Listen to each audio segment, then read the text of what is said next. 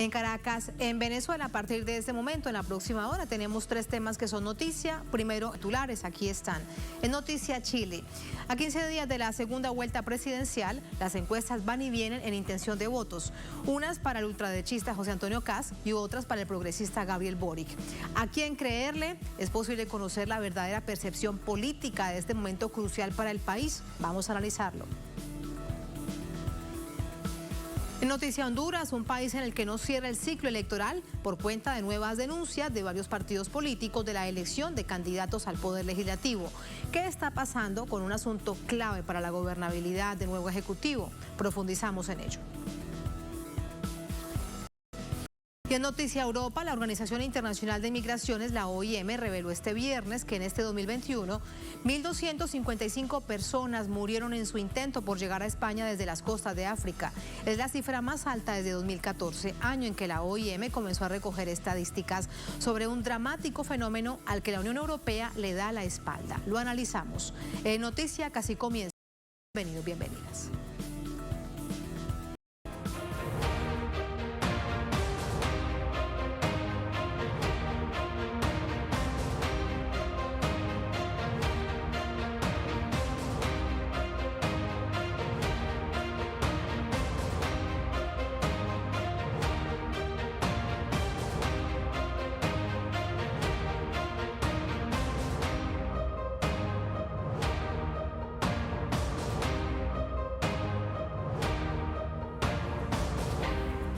En noticia Chile, a 2 semanas de la segunda vuelta presidencial, las encuestas en su mayoría dan como ganador al candidato progresista, a Gabriel Boric. Vamos a ver estos resultados. Varias encuestas empiezan a mostrar una tendencia de cara al balotaje el próximo 19 de diciembre. Aunque el ultraderechista José Antonio Kast lideró las preferencias en la primera vuelta, los sondeos indican que esto podría revertirse. De acuerdo a la encuestadora Criteria Research, el representante de la coalición del izquierdista Frente Amplio, Gabriel Boric, ostenta un 54% de las preferencias frente al 46% del candidato del partido del ultraderechista Partido Frente Social. Los datos de la encuesta Tú Influyes son similares, con un Boric que se impondría con un 54% de las preferencias sobre Kast, que obtendría un 41% de los votos y el 5% restante serían votos nulos o en blanco. Un sondeo realizado por el Centro de Estudios CADEN también indica que el representante del Frente Amplio obtendría el 54% de los votos frente al 46% que alcanzaría el líder del Partido Republicano. En caso contrario, la encuestadora Estudio Público muestra una mínima ventaja de Kast sobre Boric. El ultraderechista obtendría 45,3% de los votos y el progresista Boric 45%. Será una pelea voto a voto entre ambos candidatos, con una primera vuelta que terminó con apenas 2 puntos de diferencia. Ya están consolidadas la mayoría de las alianzas y deben convencer también al 53% de los electores que no ejercieron su derecho al sufragio en primera vuelta. El diputado Boric recibió el respaldo de la Democracia Cristiana, última de las grandes formaciones de oposición en apoyarlo, luego del Partido por la Democracia y el Socialista. Cuenta además con el respaldo de la Central Unitaria de Trabajadores, la principal organización sindical de Chile, mientras que Kast logró el respaldo de los 4 partidos de derecha de la coalición de gobierno Chile Podemos Más. Vamos a entrar de inmediato con el análisis. Para ello nos acompaña Juan Carlos Gómez Leyton, politólogo, sociólogo, historiador. Nos acompaña desde Santiago de Chile. Juan Carlos, bienvenido. Muy buenas noches. ¿Cómo está? Buenas noches. Un gusto estar en Telesur comentando esta situación política que vive Chile en este momento, donde un conjunto de encuestas comienzan allá a preparar el ánimo de los electores chilenos. Así es, muchas gracias a usted, Juan Carlos. Ayúdenos a leer precisamente estas llamadas guerras de encuestas. No marca la diferencia Chile, sucede en otros países de América Latina, lo cual no quiere decir que no resulte interesante desde cierta perspectiva de carácter político que aparecen tantas encuestas. Algunas marcan una clara diferencia para Gabriel Boric sobre José Antonio Kast, pero hoy veíamos otra totalmente distinta que pone de ganador, aunque con muy poca ventaja, al ultraderechista, a José Antonio Kast. En el universo de empresas encuestadoras que existe en la sociedad chilena, hay algunas encuestadoras que son más serias que otras. Y algunas de las encuestadoras que ustedes han señalado tienen un muy bajo prestigio en cuanto a la forma y la metodología que utilizan para realizar esa encuesta. Entonces tienen algunas dificultades metodológicas que generan dudas acerca de la asertividad que podrían tener frente a la situación del electorado y cuáles serían las tendencias que quiere expresar el día 19. Las encuestadoras se han transformado como los oráculos, ¿cierto?, del pasado, donde concurren algunos medios de comunicación de distinta naturaleza a tratar de encontrar una respuesta a una situación de incertidumbre total que hay con respecto a quién va a ser el ganador el día 19. Estas encuestas que se han realizado desde hace un tiempo a esta parte en Chile pueden haberse equivocado profundamente en algunas ocasiones y en otras han tenido, digamos, cierto nivel de certeza en lo que se iba a producir en el torneo electoral, ¿no? Pero tiene las dificultades que de una u otra manera, como se dividen de la misma forma como está dividido hoy día el electorado entre dos posiciones fuertes, duras, como la es de Gabriel Boric y la de José Antonio Kast, representando tendencias ideológicas, políticas, con respecto a lo que hay que hacer en Chile total y radicalmente diferente, genera esta polarización y esta polarización también se expresa en la encuestadora. ¿A cuál de todas ellas creerle? ¿A cuál de todas ellas son más confiables? Yo diría como politólogo que claramente a ninguna. Sí, porque hay incluso esta, factores, por ejemplo, que salía hoy, Juan Carlos, esta de Estudio Público, que es una de las más recientes que hoy salía. Sí, es que como te digo, todas estas tienen alguna dificultad metodológica en cuanto al universo, la forma como se hace, si son encuestas que en la calle o que se hagan con cierta rigurosidad. Entonces todo eso tienen alguna falencia. Y por eso te digo, yo creo que fundamentalmente estas encuestas tienden a generar una tendencia en la opinión pública, ya sea para asentar el voto en algún sector, ya sea en Kast o en Boric, y en otro en general más incertidumbre entre los electores que están más indecisos, porque aquí hay un dato fundamental. Es que hay un 55% de la población electoral chilena que no concurrió a votar el día 21 de noviembre pasado. Y por lo tanto, ese universo de votantes es una incógnita que puede mover el éxito o no éxito de uno de los dos candidatos de manera inesperada.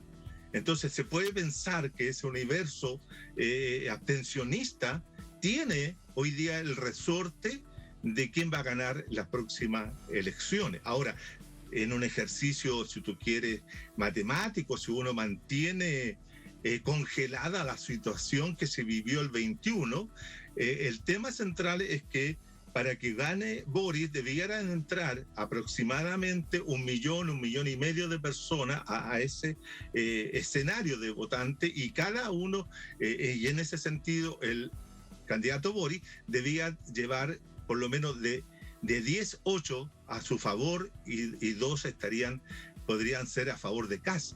Y ahí el dato también está, si tú quieres, en otro punto, ¿por quiénes van a votar los electores que votaron por Parisi, por Franco Parisi? Ahí hay una disputa entre los votos, si se los lleva Boric o se los lleva Franco Parisi, que resulta todo un fenómeno político, Juan Carlos. Exacto. Porque es que ni siquiera está en el país. Resulta todo un fenómeno político.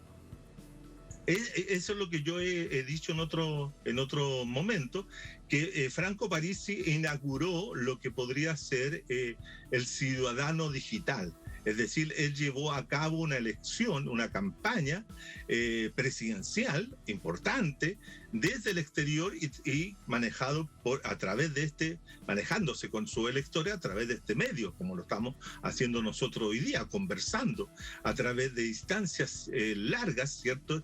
Virtualmente con ellos se contactó. Él podía moverse por todo el territorio nacional, de Arica a Punta Arenas o la Antártida, ¿cierto?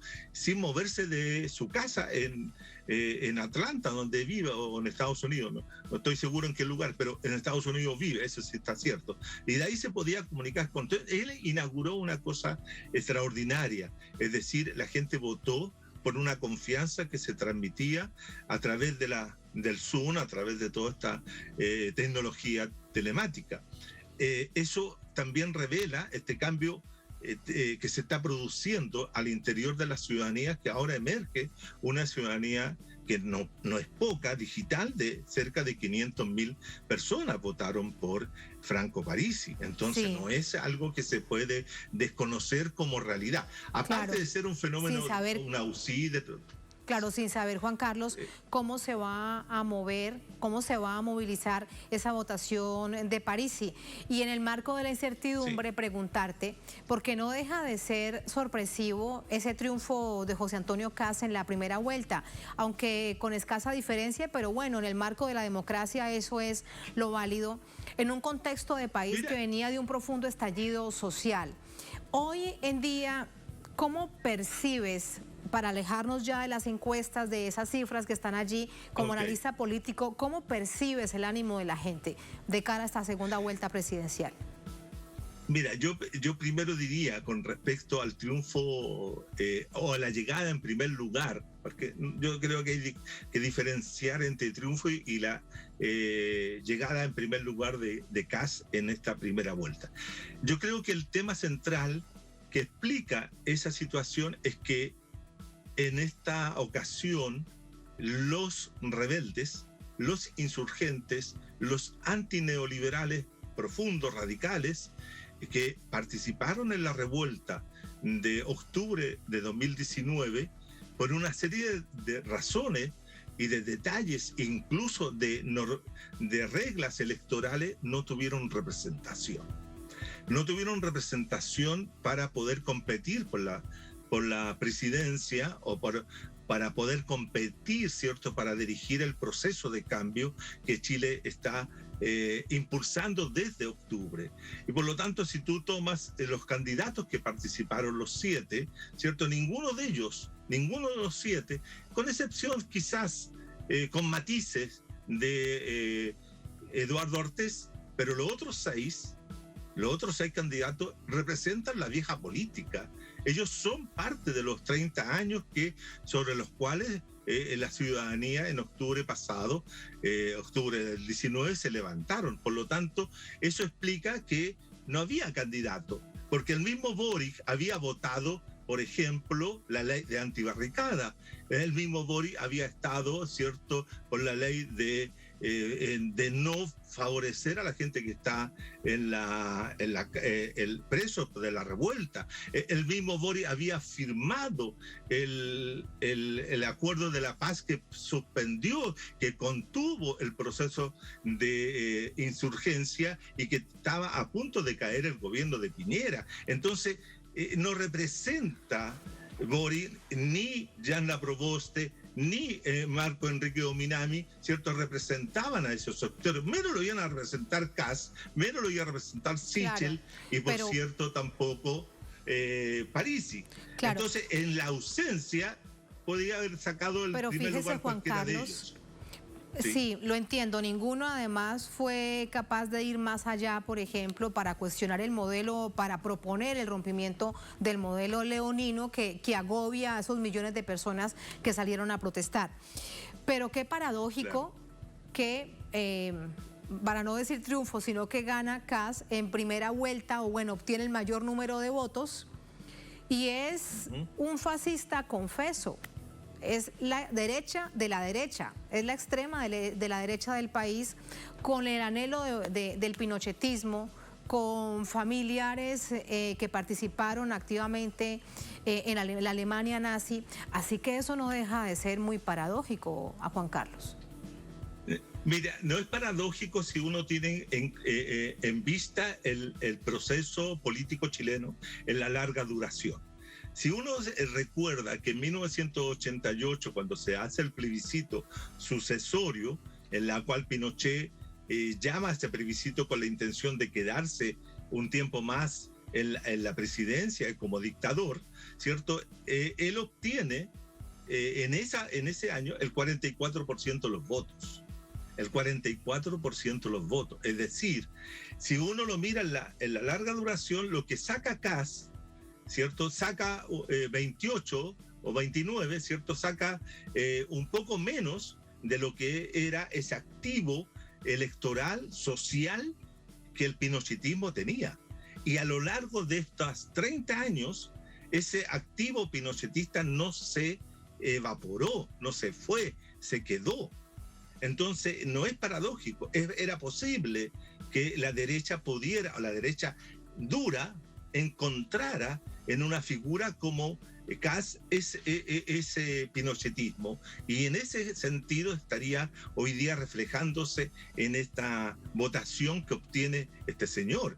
No hay una diferenciación. Yo creo que los sectores que votaron porque Kast representa, ¿cierto?, lo más conservador del país, lo más sectario, lo más racista, lo pro patriarcal, es antimovimiento mujeres, todo lo que tú quieras, nefasto, lo tiene Kast. Pero ese tiene en este momento tiene, de acuerdo a las cifras que entrega el CERVEL, un 29%. Pero si lo calculamos al interior de todo el espectro electoral, del padrón electoral, solamente representa un 12 a un 13% de la población chilena.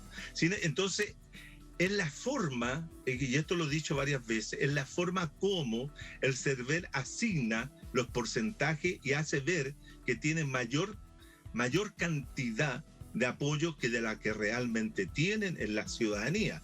En la ciudadanía, Kast tiene 13%, Boric tiene 12%. Entonces ahí se reduce a un punto, pero si uno comienza a ver todo el activo, tal vez democrático, que pueda existir en la sociedad chilena, va a reflejarse, yo tengo la impresión, en el 19, en que mucha gente, bajo el temor de que gane Kast, van a votar por Boric, en ese sentido. Entonces, el activo democrático chileno, yo diría que hay una pequeña reserva en ese 55% que podría cambiar el proceso electoral y darle el triunfo a Boric.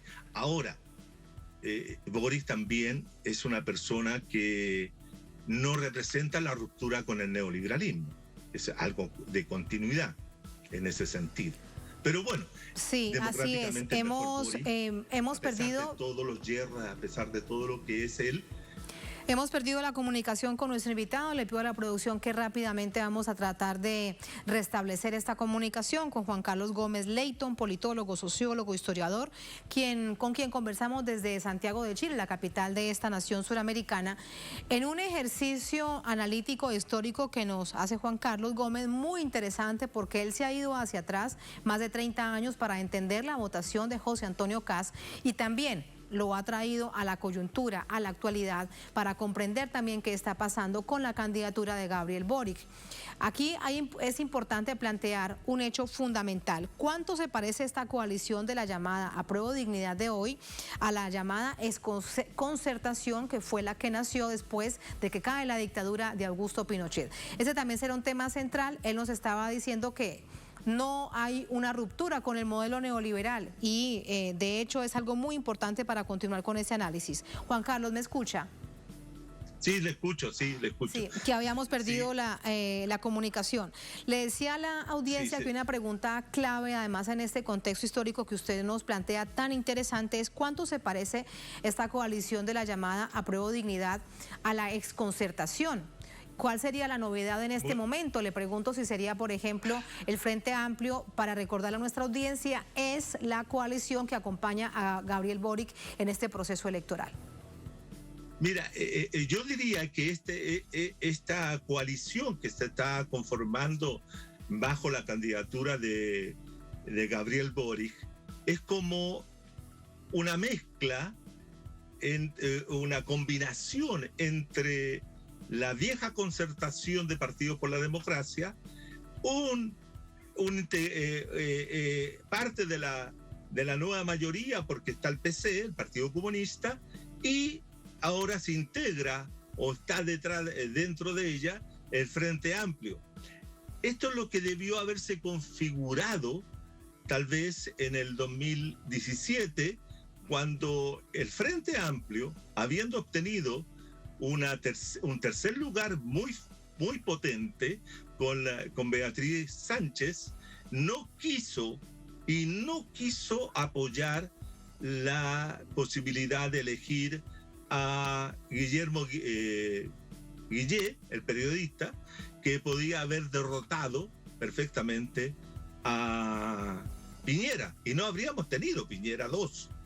Y lo mismo que hizo Marco Enrique Ominami en el 2010, cuando no quiso apoyar a Frei Rustagle, haciendo ganar con esa decisión de no apoyarlo o apoyarlo tibiamente, ¿cierto? Llamando a votar por el candidato a última hora, permitió que ganara Piñera. Es decir, Piñera, la derecha en Chile ha ganado gracias a que las fuerzas políticas democráticas antiderecha, pero no antineoliberal, permitieron que ganaran, porque ellos prefirieron, Marco Enrique prefirió esperar hasta la otra elección, y bueno, le fue mal, y ahora, cierto, Frente Amplio, con esta coalición de Apruebo Dignidad, llegó al segundo lugar y arrastró a todos los partidos de la desconcertación y para apoyarlo. Sí. Fíjate que este es un dato: los partidos de la concertación, el Partido Socialista de Chile, el Partido PPD, el Partido por la Democracia, y la Democracia Cristiana son partidos que están en decadencia. Entonces, esta coalición es la forma como los partidos que administraron durante 30 años el neoliberalismo van a sobrevivir, espero yo, poco tiempo, porque yo espero que la Convención Constitucional pueda modificar el régimen político, pueda cambiar el sistema presidencial, pueda establecer un sistema unicameral para que todos los que ganaron en la elección del 21 tengan que dejar sus puestos en 2 años cuando se apruebe la nueva Constitución. Sí, y entonces... Claro, y en el caso esta es una oportunidad de oro, digamos, para que cambien muchas cosas en el país, teniendo en cuenta que usted lo recuerda, está la Convención Constitucional. Le decía, con eso lo despido, profesor, lamentablemente se nos acaba el tiempo, que el próximo 19 de diciembre, con la segunda vuelta presidencial, ojalá que el pueblo haya aprendido la lección. Y bueno, el pueblo y los partidos políticos también. Muchas gracias, muy buenas noches. Digo lo último. Dígame, sí. Que ojalá que gane Boric, no para que Boric haga un gobierno de 4 años, ojalá que gane Boric para que la Convención Constitucional tenga éxito en cambiar el régimen político, económico y social en Chile. De lo contrario, vamos a seguir en la misma, estimada. Gracias. Sí, a usted muchísimas gracias. Muy buenas noches, gracias. Así nos vamos a la primera pausa en esta emisión de Es Noticia. Al volver en Noticia Honduras, país en el que no se cierra el ciclo electoral por cuenta de nuevas denuncias de varios partidos políticos de la elección de candidatos al Poder Legislativo. ¿Qué está pasando con un asunto clave para la gobernabilidad del nuevo Ejecutivo? Vamos a analizarlo al volver en Es Noticia.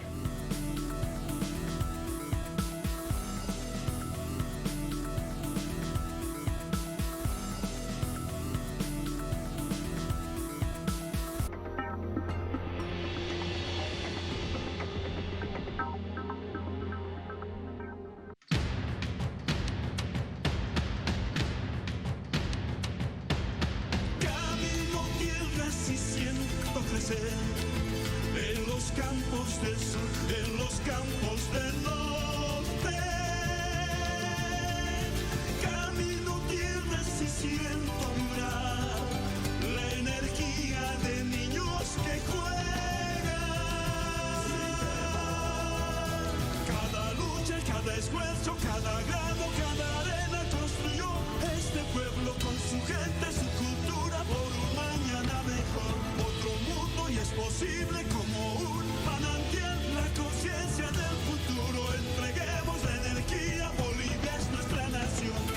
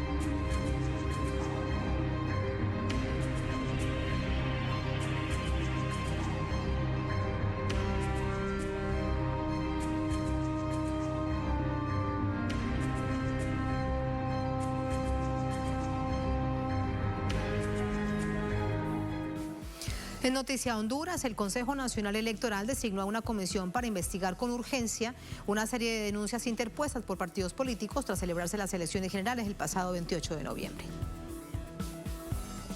Mientras se desarrolla la fase de escrutinio de las elecciones generales, el Consejo Nacional Electoral solicitó a la Unidad Especializada contra Redes de Corrupción y a la Unidad de Delitos Electorales de la Fiscalía investigar con carácter urgente las varias denuncias de irregularidades sobre dicho proceso. La entidad electoral remitió la denuncia pública efectuada por el candidato a diputado por el Partido Nacional, Renan Inestrosa, que alega que una red al interior del CNE busca favorecer a algunos candidatos, citando el caso de Eval Díaz, candidato a diputado por el mismo partido, por una presunta adulteración en las actas para favorecerlo. Inestrosa, junto a su compañera de partido María Antonieta Mejías, aseguran que están siendo perjudicados en la transcripción de marcas para beneficiar al exfuncionario Díaz y que él quede entre las 7 principales posiciones. Una red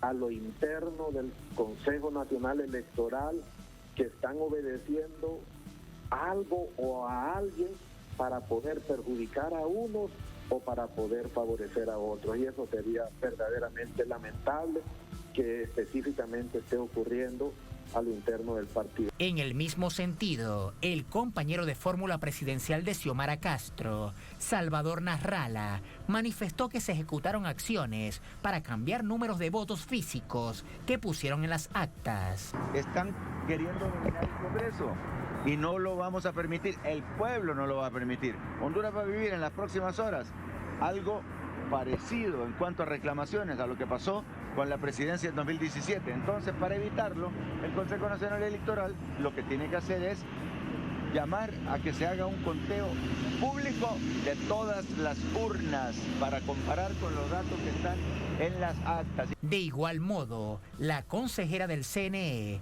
Rixi Moncada, denunció a través de sus redes sociales la manipulación de un acta en el nivel de diputados y mostró imágenes del acta de cierre número 10.134 que presenta una supuesta alteración a favor de un diputado del Partido Nacional. Por su parte, Eval Díaz rechazó los señalamientos en su contra y dijo que se ha mantenido vigilante de los resultados. Rechazar categóricamente cualquier señalamiento de que Eval Díaz esté participando en alteración de datos. No me he acercado en absoluto, ni siquiera a las instalaciones de ninguna institución. No he tenido contacto con absolutamente nadie del Consejo Nacional Electoral. Díaz aseguró que no entiende cómo compañeros de su misma tolda, el actual partido de gobierno, lo señalan de adulterar actas si la vigilancia del Consejo Nacional es estricta y garantiza la legalidad de los comicios. Ese es el escenario, todo centrado ahora en el Congreso, y nos acompaña para el análisis Gilberto Ríos, dirigente nacional de Libertad y Refundación, el partido que ha ganado la presidencia con su candidata, ahora es la presidenta electa, Xiomara Castro de Celaya. Nos acompaña de Tegucigalpa. Gilberto, un placer saludarte, muy buenas noches. Muy buenas noches, Tatiana. Pues sí, estamos muy contentos por el triunfo del domingo, pero hemos visto que nuestra alegría se ha estado mermando en la medida que hemos visto que el Partido Nacional continúa empeñado en su tarea de cambiar resultados electorales, de cambiar la voluntad popular, ¿verdad? Sobre todo en este nivel del Congreso Nacional, donde nosotros proyectábamos tener hasta 55 diputados, hoy estamos disputando 49, 50, de una Cámara que tiene 128 representantes. Hacíamos mayoría con los otros partidos que tenemos en oposición, que se han venido en la coalición política que triunfó el domingo pasado, con Xiomara Castro a la cabeza, pero ya con estas modificaciones podríamos estar perdiendo correlación. Entonces, evidentemente hubo una estrategia para alterar en ciertas actas, en ciertos centros electorales donde ellos tienen mayor control, ¿verdad? Y donde posiblemente lograron comprar representantes de nuestro partido. Pues creyeron que iba a quedar en impunidad como ha quedado en el pasado, pero con esto de la nueva institucionalidad que rige el proceso, con la presencia de la abogada Rixi Moncada en el Consejo Nacional Electoral, se va a perseguir el delito hasta las últimas consecuencias y bueno, se está siguiendo el rastro justamente de quién fue la última persona que estuvo con un acta modificada, porque a esa persona y a quien le pagó y a quien esté en una red o en una trama de fraude electoral sistemático, pues en este caso sí se va a proceder contra ellos, porque verdad es lo que procede para comenzar un gobierno democrático, respetar la voluntad popular. Sí, Gilberto, vamos por partes. Esta pelea entre los supuestos candidatos o los presuntos candidatos electos al Congreso del Partido Nacional, ¿qué tiene detrás? ¿Es realmente verídica que sí hay una pelea entre ellos por lograr una u otra curul, o es parte de una estrategia para socavar el proceso electoral en sí mismo para lograr la conformación completa del Congreso? Bueno, ante la derrota tan fuerte que ha sufrido el Partido Nacional, es lógico que haya, todavía contradicciones entre ellos, ¿verdad? Nadie se está haciendo responsable de esa situación tan catastrófica. El Partido Nacional acaba de quedar humillado, ¿verdad? Para siempre en la historia de nuestro país. Y otro detalle importante, por cierto, es que por primera vez en 120 años no está un partido representante, digamos, de los intereses de la oligarquía en la dirección del gobierno de Honduras. Entonces, yo creo que hay que darle un análisis en otra dimensión de lo que acaba de ocurrir, porque es más significativo y nos puede esclarecer, digamos, a qué escenario vamos y con qué contradicciones nos vamos a encontrar. Entonces, ellos están queriendo resguardar posiciones, pero casi individuales, fuera de alguna estrategia, casi por intenciones personales, digamos, por mantenerse en el estado de Honduras. Pero sí están bastante derrotados y va a ser difícil que se pongan de pie. Ahorita están peleando todavía en las actas, ahorita están peleando todavía con el fraude, pero creo que no van a poder con la nueva institucionalidad. Así que sí es cierto que están peleando, que se están rasgando las vestiduras unos a otros en el Partido Nacional, pero también es cierto que están tratando de dominar o de mantener el dominio del Congreso después de que han perdido la presidencia. Se dan a la pena porque se pierde la presidencia de la Nación y van por el Congreso entonces. Claro, además hay otro detalle muy importante del Congreso Nacional. En un año y dos, hay dos periodos ahí que vencen en los próximos 2 años, que son la elección del fiscal general o la fiscal general y de la Corte Suprema de Justicia, ¿no? Que son los dos organismos que han mantenido controlados, ¿verdad? Como sectores financieros, como sectores del narcotráfico, como sectores del crimen organizado, como dirigentes del Partido Nacional que están coludidos con el saqueo del Estado de Honduras. Entonces, eso, si ellos pierden, digamos, esa cobertura que que han tenido por un fiscal que es cómplice de todos esos delitos y por una Corte Suprema que también lo es, entonces quedan a merced de la justicia hondureña. Entonces van a pelear este Congreso Nacional para tratar de salvaguardarse, ¿verdad? Y no ir a la cárcel por todos los delitos que han cometido. Hay muchas cosas más de fondo y también está en juego la gobernabilidad de la presidenta electa Xiomara Castro, teniendo en cuenta todas las promesas de campaña de echar para atrás reformas que había hecho el Congreso en favor de Juan Orlando Hernández. Sí, sobre todo viéndonos en el espejo de lo que pasó en Perú, ¿no? Con un Congreso que comenzó contrario, digamos, al Poder Ejecutivo, y de donde se fraguó también muchos sabotajes al Poder Ejecutivo hasta llegar a quitarle un canciller, llegar a neutralizarlo en determinado momento, ¿no? Y justamente siguiendo un guión, un patrón, nosotros creemos que vamos a tener una transición un poco más pacífica, digamos, porque también hay un interés evidente de la administración Biden de dejar atrás el tema de Juan Orlando Hernández y del partido y del bipartidismo. Ahora van a actuar de otra manera, me imagino, porque ellos siguen teniendo intereses obviamente en Honduras y los seguirán teniendo, ¿no? En toda América Latina, pero ahora viene un gobierno independiente con la capacidad de decidir por sí mismo, ¿verdad? Y que va a pelear bastante por esa independencia, justamente en ciclo de bicentenario de 200 años de la independencia de nuestros países. Yo creo que es una de las banderas más altas que vamos a poner en el gobierno de Xiomara Castro de Zelaya. Sí, dice una de las denuncias pues que resulta muy grave y que sin duda debe ser investigado es que el CNE tiene una red de corrupción para perjudicar a unos y beneficiar a otros, incluido el Partido Nacional. Eso es lo que intenta instalar a través de la narrativa mediática el propio Partido Nacional, el partido que hasta este momento está en el gobierno. ¿Cuánto hay de eso, Gilberto? No, eso es falso. O sea, no puede haber una red dentro del Consejo Nacional Electoral. Debe ser como algo muy parcial o muy particular. Debe ser un equipo de trabajo o algunos equipos de trabajo, porque casi todo lo que tiene que ver con transcripción de datos o recepción de actas o incluso escrutinios especiales se hace con la participación de dirigentes de alto nivel de cada ciudad, de cada urna, ¿verdad? Que puede revisar realmente si se está respetando la voluntad popular. Debe ser algo, bueno, por ahí encontramos una forma de fraude un poco compleja, digamos, debe ser algo así más elaborado y eso no permite la masividad. Entonces se está detectando en cuáles centros electorales pudo cometerse y efectivamente, ¿verdad? Sí hay indicios de que estos diputados que dicen no tener nada que ver, tuvieron todo que ver con el tema de este fraude. Por último, dice Salvador Nasralla, conteo público de todas las actas del país. ¿Qué tan viable es esta petición que hace Salvador Nasralla al CNE?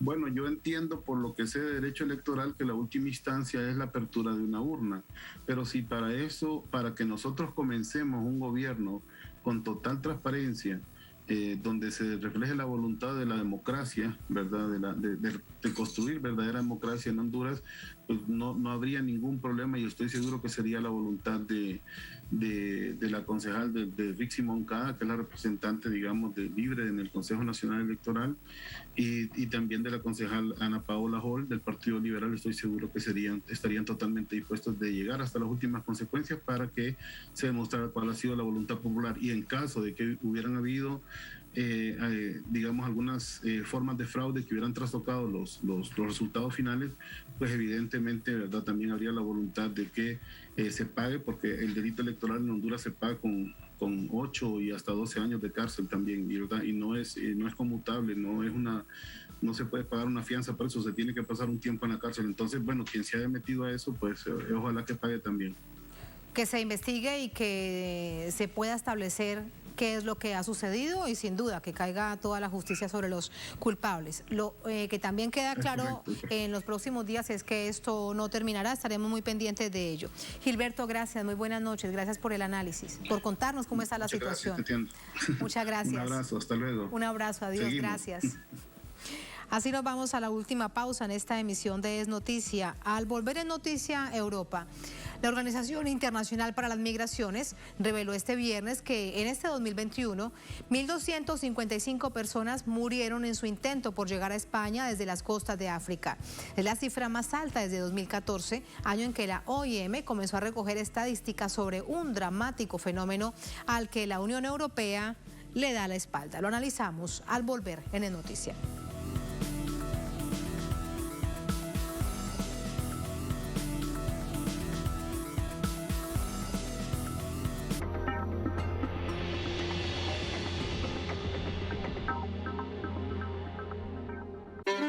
Con la reactivación de la planta de amoníaco y urea, continúa la era de la industrialización del gas.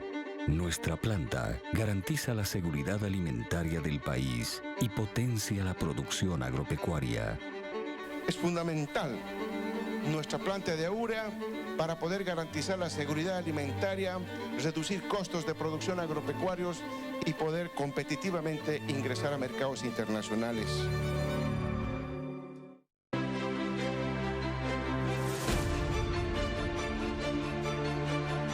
Nuestra señal es abierta porque Telesur siempre da más.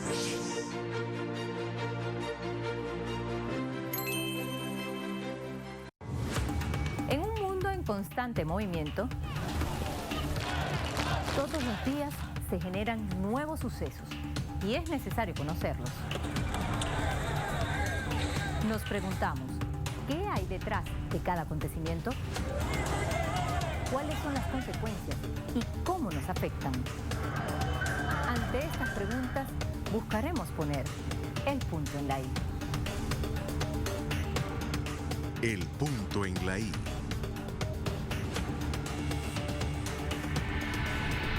Lunes, solo por Telesur. Podrás mantenerte informado sobre el acontecimiento mundial.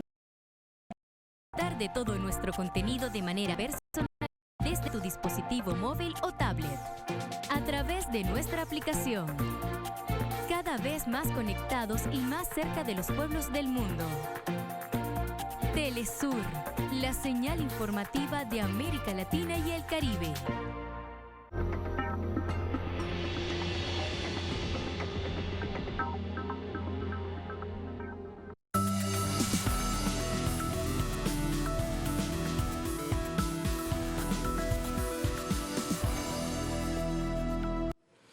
En Noticia Europa, la crisis migrante lejos está de ser atendida. Según la OIM, este 2021 se produjeron 1.255 fallecidos tratando de llegar al continente europeo por distintas rutas. La Organización de Naciones Unidas para las Migraciones, OIM, reveló que en lo que va de 2021, unas 1.255 personas han muerto en las diferentes rutas que conducen a España desde las costas de África, la cifra más alta desde que el organismo comenzó a recoger estos datos en 2014. Del total de migrantes, 937 fallecieron en la ruta atlántica hacia el archipiélago español de Canarias, según el balance de víctimas hasta el 1 de diciembre, reportado medios internacionales por el programa Missing Migrants de la OIM. Este organismo aclara que sus balances de víctimas se basan en estimaciones de mínimos, pues solo incluyen muertes de los casos en que se recuperaron los cadáveres u otras en que sucedieron en el mar, pero hay testimonios de los supervivientes. No obstante, agregan que son conscientes de la existencia de naufragios silenciosos que escapan a su estadística, pues no existen datos ni testimonios directos. Por su parte, el primer ministro italiano, Mario Draghi, llamó este viernes a Europa a adoptar una gestión colectiva de los movimientos migratorios, porque Italia no puede por sí sola controlar los flujos que llegan a las costas del país, a donde han desembarcado unos 63.000 migrantes. No podemos controlar nosotros solos los movimientos migratorios, que desde principio de este año han traído a 63.000 personas, 6 veces más que en 2019. Necesitamos una mayor implicación de todos los países europeos, también en el Mediterráneo, precisó el Premier en un foro en Roma sobre esa zona geográfica política mundial. En este sentido, instó a ser responsables y gestionar de forma colectiva y solidaria para prevenir los flujos ilegales, Se trata de proteger a los más débiles, también mediante la promoción de corredores humanitarios desde los países más vulnerables, dijo. La OIM señala que además de la ruta canaria, las vías que cruzan el estrecho de Gibraltar y el Mediterráneo hacia España son zonas donde han muerto mayor cantidad de migrantes este año. En Canarias murieron más de 900 personas, lo que representa un 7% más que en 2020 y un 363% más de 2019, cuando se reactivó el tráfico de pateras. Cerca de 16.514 personas han llegado en pateras mediante esta ruta a las costas de la península ibérica para entrar en las ciudades españolas de Ceuta, Melilla, ambas al norte de África, además de las Islas Baleares. Ese es el escenario, esa es la radiografía a propósito de este informe de la Organización Internacional de las Migraciones. Para el análisis nos acompaña la doctora Leticia Calderón Shelius, investigadora del Instituto Mora, presidenta del patronato de la Asociación Sin Fronteras, nos acompaña desde Ciudad de México. Doctora Leticia, muy buenas noches, bienvenida.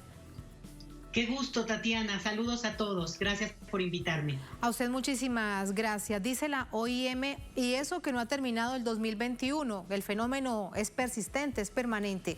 Han muerto en ese intento por llegar a las costas europeas 1.255 personas, de acuerdo a sus estadísticas, pero dicen que podrían ser más porque corresponden a los cadáveres que fueron encontrados.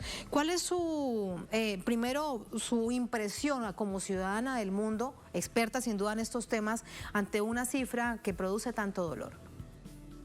Pues mira, Tatiana, lo peor de todo es que es una cifra que está basada sobre todo en la experiencia europea, pero si sumamos otras rutas, otros tránsitos migratorios, pues realmente es una cifra espectacular de personas que han sufrido inmensamente, no solo en persona quienes hayan fallecido, sino también familiares que son quienes quedan en esta penuria. Entonces lo que estamos viendo es una tragedia humanitaria, que lo que es impresionante es que no reaccionemos de una manera diferente frente a los datos que están ahí, que son contundentes y que obligan a repensar la manera en que se está, abordando el proceso migratorio, en lugar de pensar que se puede, regular y simplemente decir quién llega y quién no, como si fueran cuotas mercantiles. Eso es lo que está pasando en este momento, y lo que ofrece el informe de la OIM son muchos capítulos muy interesantes que creo que vale la pena que la gente lo revise en caso de que le interesen estos temas especialmente, pero claramente el tema de la violencia, de las muertes, de la trata de personas es lo que más nos debe de preocupar. Y en el tema de los niños, ¿cómo los que logran sobrevivir? Porque también un alto número de niños y niñas y adolescentes que lamentablemente han fallecido siguen apareciendo en distintas costas europeas, el caso de Canarias, por ejemplo, o los que además se han fracturado a través de las familias que aparecen y no se sabe dónde están sus familias. Bueno, es que lo que yo creo que tendríamos que pensar como sociedad humana, bien decías al principio, ¿no? Como ciudadanos del mundo, es las consecuencias que tienen esas historias para la vida de las personas cuando son tan pequeñas o jóvenes, porque al final de cuentas eso repercute en la sociedad que vivimos y que compartimos. Entonces, pensar un poco de una manera distinta, en el sentido de que esas tragedias al final son consecuencias para todos, nos haría, yo creo, que pensar diferente. Y por ejemplo, muchas veces en el caso de estas menores, ¿no? Los niños, niñas, adolescentes que migran, sea con sus familias, que en el mejor de los casos eso es lo deseable, porque por lo menos van acompañados de un grupo familiar que los acoge, que los va llevando. El problema aquí es cuando además de todo van huyendo solos, sea porque sus propias familias de origen son las depredadoras, eso es lo peor de todo, o cuando buscan la reunificación familiar como el sueño de reencontrarse con sus seres queridos. Entonces, estamos realmente en el extremo de la tragedia cuando hablamos de este sector humanitariamente descrito, Tatiana. Sí, es el extremo de la tragedia. Eso es una frase contundente que usted nos entrega. Y mira lo que dice, por ejemplo, las autoridades desde Italia. Un solo país no puede, y es cierto. Pero también uno se pregunta, entonces, ¿para qué existe la Unión Europea si han pasado desde el año 2015 cuántos fallecimientos, cuántos naufragios, cuántas situaciones tan dolorosas y no logran ponerse de acuerdo porque se mantienen en la misma fórmula de cuántas cuotas recibe cada país, pero tampoco atienden el problema de origen para el caso específico, por ejemplo, de los países africanos que expulsan a toda esta cantidad de migrantes? Uno se pregunta entonces, ¿para qué sirve la Unión Europea? Bueno, es que además esta perspectiva insiste en la visión de como que si se van a llenar, ¿no? Como si hay una idea de que si llega más gente a estos países que claramente, como lo mencionas, tiene que ver con un acuerdo que han establecido de una libre movilidad, pero al interior de los mismos países europeos que hacen parte de esa unión. Es decir, hay un amurallamiento hacia el exterior y al interior es una libre movilidad que además se ha quebrado ya con el Brexit. Pero ojo aquí, esa aparente no movilidad es también muy hipócrita, porque se alimentan a su vez de este mercado de personas de trabajo, de bajo empleo, de bajos salarios, que permite que exploten mucho más esa mano de obra, lo mismo que ocurre en nuestro continente.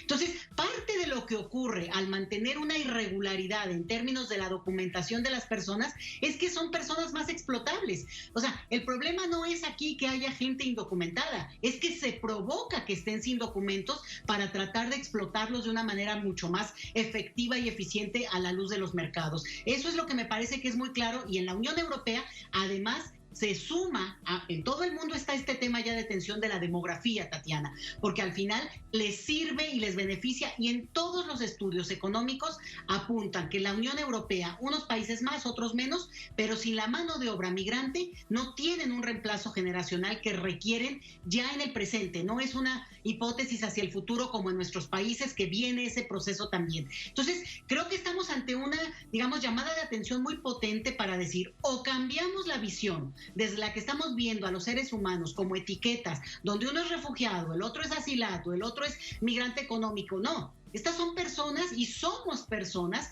que por muchas razones, quienes decidan moverse, y ojo aquí, aunque hay un aumento del porcentaje de personas en el mundo que viven hoy en un lugar distinto al lugar donde nacieron, bueno, claramente también eso tiene que ver con mayores facilidades, salvo el año de la pandemia, vamos a ponerle, pero a una movilidad que se ha incrementado. La situación de violencia que ha ocurrido en muchas zonas, que también incrementan este llamado, para tratar de salvar la vida, pero también hay que ponerlo en contexto. Estamos hablando de un mundo muy entrelazado, muy interconectado como nunca, y la pandemia nos lo demostró, pero en el cual, si el 4%, poco menos del 4% de la población está en esta condición de vivir en un lugar distinto, bueno, también habría que pensar que entonces hay espacio para repensar esta movilidad y que fuera más deseable, y no de esta manera como lo estamos viendo, que es realmente muy trágica. Una movilidad que tenga una amplia característica humana. Una fórmula, por ejemplo, que se podría aplicar, doctora Leticia, y que fuera viable, hablemos para el caso europeo, ¿cuál sería? No este asunto de las cuotas, Alemania recibe tanto, España tanto, Francia tanto, etcétera, etcétera. Una fórmula que permita recibir con dignidad humana a todos estos migrantes africanos. Mira, hay dos cosas que yo creo que hay que tener en cuenta. Una, las razones por las cuales las personas salen del lugar donde viven. Cuando se trata de una migración forzada inminente, ahí el problema tiene que estar en ver cuáles son las condiciones que han expulsado a esas personas, porque en realidad habría que ser caritativo con quien huye. O sea, en realidad ahí lo que tendríamos que ver no es a la persona que huye, sino cómo rescatarla. Ese es un primer punto. Pero el otro tiene que ver con que en la medida en que se han restringido, y tú hablabas de un punto central, esto de cuotas, al final de cuentas, al imponer estos criterios que por una documentación hacia un punto o el otro, realmente solo están pensando en las razones, decía yo, económicas, y no están viendo también otras cuestiones donde, bueno, los países tampoco son una casa, son territorios enormes, son territorios que además pueden ser ocupados de una manera distinta y que por azar están ocupados por algunos u otros, pero que en realidad tendrían que tener espacio para esta movilidad que se ha dado, bueno, pues históricamente en la condición humana. Entonces,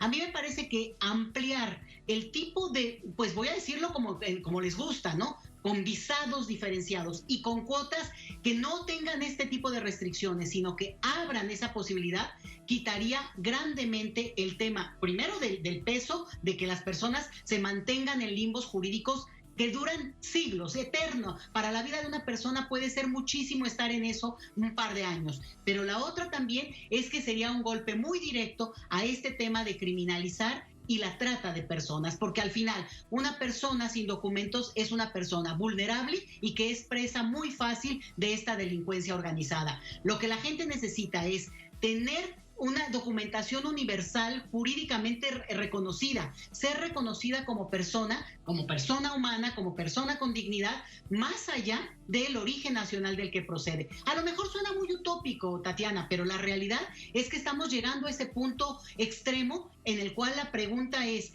¿en qué momento vamos a reaccionar diferente? Claramente, el COVID demostró que no somos capaces de reaccionar en términos humanitarios y solidarios, pero la urgencia está ahí y creo que el tema migratorio nos coloca también en ese gran debate.